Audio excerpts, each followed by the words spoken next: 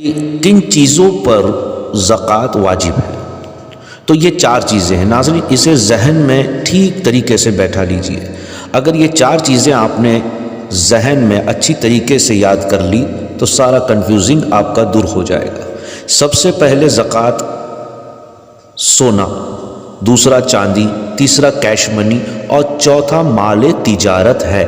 اب دیکھیے، سب سے پہلے سونا، جس کے پاس 7.5 تولہ سونا ہے اس پر زکوٰۃ واجب ہے۔ جس کے پاس دوسرا نمبر چاندی، جس کے پاس 52 تولہ چاندی ہے اس پر زکوٰۃ واجب ہے۔ اور تیسرا، میں پیسے کا بعد میں کہوں گا، تیسرا مال تجارت، یعنی وہ مال جو ہم بیچنا چاہتے ہیں۔ جیسے مثال کے طور پہ کسی دکان والے کے پاس مال پڑا ہوا، وہ اپنی مال کی جو ہے وہ گنتی کر لیں اور اس پر وہ زکوٰۃ ادا کرے گا، واجب ہوگی، کیونکہ اسے وہ بیچنا ہے۔ اب جیسے کسی کی فیکٹری ہے، کمپنی ہے، تو اس پر تو زکوٰۃ واجب نہیں ہے، نہ وہاں لگی ہوئی مشینری پر کوئی زکوٰۃ واجب ہے، لیکن اس سے نکلتے ہوئے جو پروڈکٹ جو وہ بناتے ہیں وہ پروڈکٹ پر زکوٰۃ واجب ہوگی، کیونکہ وہ آگے بیچنے والا ہے، اسی لیے یہ زکوٰۃ اس پر واجب ہوگی۔ اب ناظرین، تیسرا بچا پیسہ۔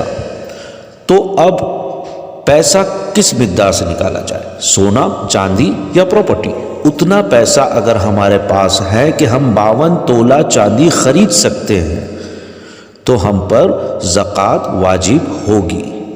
ناظرین، اب آپ یہ سمجھ گئے، کیونکہ فقہاء کرام نے کہا کہ اگر سونے پر زکوٰۃ تو وہ کافی بڑی رقم ہو جائے گی، کوئی نکال پائے یا نہ نکال پائے تو غریب کا نقصان ہو جائے گا، اسی لیے چاندی پر اتفاق کیا گیا کہ چاندی 52 تولہ خریدنے، جتنی پیسے ہوں ہمارے پاس کہ ہم 52 تولہ چاندی خرید سکتے ہیں تو ہم پر وہ زکوٰۃ واجب ہوگی۔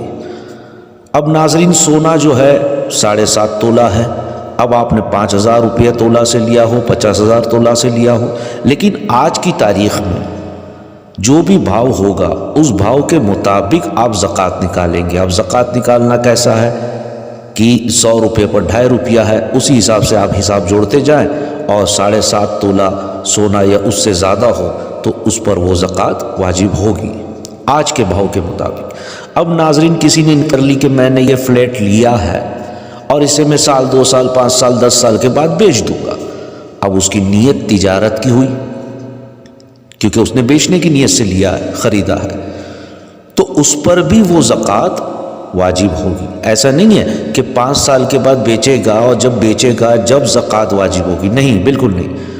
اب اگر وہ کل بیچ دیں، سال بھر بعد بیچ دیں، 2 سال بعد بیچ دیں یا 5 سال بعد، لیکن زکوٰۃ کی نیت سے جب اس نے خرید لیا، وہ پراپرٹی کے پیسے اس نے دے دیے، مکمل قبضہ اس کے ہاتھ میں آ گیا، وہ پہلا دن ہوگا، وہاں سے لے کر 1 سال تک، اس کے بعد اس پر زکوٰۃ واجب ہو جائے گی۔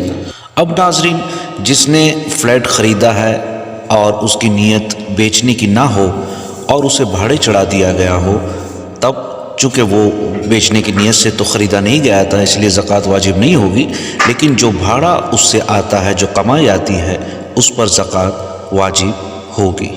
جزاک اللہ الخیر۔